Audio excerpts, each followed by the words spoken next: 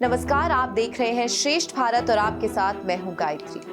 आज देश भर में देश की सबसे पुरानी पार्टी कांग्रेस की क्या हालत है, ये तो जग जाहिर है। ऐसे में उत्तर प्रदेश के रायबरेली से सांसद सोनिया गांधी ने अपने संसदीय क्षेत्र के लोगों को भावुक चिट्ठी लिखी है। दरअसल सोनिया गांधी ने बुधवार को जयपुर पहुंचकर राज्यसभा की सदस्यता के लिए नामांकन दाखिल किया। ऐसे में रायबरेली संसदीय सीट छोड़ने की चर्चा तेज हो गई है। साल 2019 में ही लोकसभा चुनाव के दौरान सोनिया गांधी ने अगला चुनाव न लड़ने की घोषणा की थी। अब वे राज्यसभा के जरिए अपनी राजनीति को आगे बढ़ाएंगी, जिसके चलते उन्होंने पत्र लिखकर रायबरेली के प्रति अपनी भावनाओं का इजहार किया है। इस पत्र में उन्होंने रायबरेली की जनता से भावुक अपील करते हुए परिवार को संभाल लेने की बात कही है। उन्होंने पत्र में लिखा है कि मैं जो भी हूँ वह रायबरेली की जनता के कारण हूँ। मेरा भरोसा है कि आप हमारे परिवार को संभाल लेंगे। अपनी बढ़ती उम्र का हवाला देते हुए सोनिया गांधी ने कहा कि रायबरेली से मेरा पुराना नाता है, मेरे परिवार का गहरा रिश्ता है।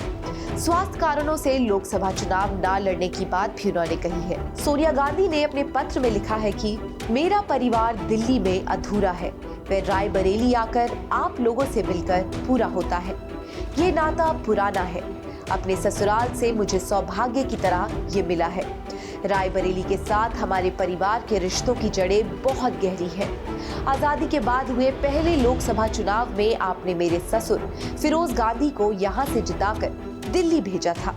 उसके बाद मेरी सास इंदिरा गांधी को आपने अपना बना लिया। उसके बाद से अब तक ये सिलसिला जिंदगी के उतार चढ़ाव और मुश्किल भरी राह पर प्यार और जोश के साथ आगे बढ़ता गया है। इस पर हमारी आस्था मजबूत होती चली गई। इसी रोशन रास्ते पर आपने मुझे भी चलने की जगह दी है। रायबरेली की जनता को लिखे गए पत्र में सोनिया गांधी ने अपनी सास इंदिरा गांधी और पति राजीव गांधी की हत्या का भी जिक्र किया। साथ ही मोदी लहर को भी संकेतों में बताया है। पत्र में उन्होंने लिखा है कि सास और जीवन साथी को हमेशा के लिए खोकर मैं आपके पास आई। आपने अपना आंचल मेरे लिए फैला दिया। पिछले 2 चुनावों में विषम परिस्थितियों के बाद भी आप एक चट्टान की तरह मेरे साथ खड़े रहे। मैं ये कभी नहीं भूल सकती।